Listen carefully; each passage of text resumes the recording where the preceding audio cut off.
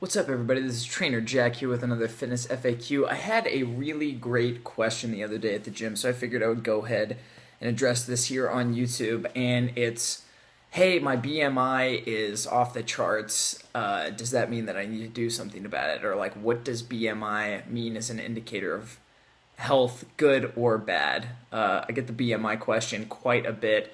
And the reality is, and this is my personal and professional opinion, the BMI is probably one of the worst indicators of your overall health. And it's for a couple reasons. It doesn't take into account any measurements other than your waist to height ratio. And it doesn't take into account body fat percentage. So when you've got, perfect example, when you've got these running backs, quarterbacks, in the NFL who their BMI comes up and they're like 70 or 80 pounds overweight. The reality is they're also only 10 or 11% body fat, or maybe even lower than that, and their lean to fat mass ratio is off the charts as far as tons of lean muscle tissue versus basically no fat mass. So of course BMI is going to say that they're overweight or obese when they're really just strong and ridiculously ripped. So if you're going to go by any indicators for your health when you go into your doctor, of course they're going to take your weight. They're not going to do any size measurements of you unless they do your waist. But BMI is a terrible indicator for that reason because they're not going to calculate your lean to fat mass ratio.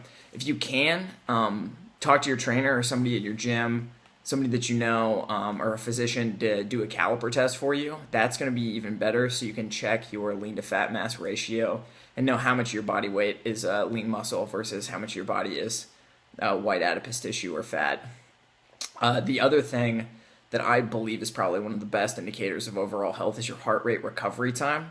If you got a low heart rate or low pulse in the first place, that means your heart's really efficient at pumping blood and oxygen to the muscles in your body and your extremities. But if you can recover really quickly from intense exercise, that means your heart's really efficient at cooling down after you've exerted a maximum amount of effort. So that's a great test too. Those are a little more expensive.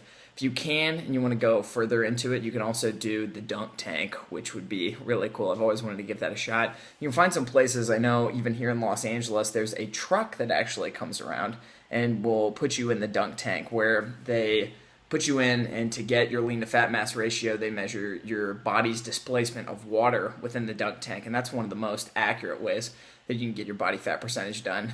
But just to close up, don't go by your BMI as a state of your overall health, because it's probably going to be really depressing. And it's not even for that matter, but it's just a really, really terrible statistic to use to measure and judge your overall health. Take the other ones. I hope this video was informative for you, and I'll see you in the next FAQ.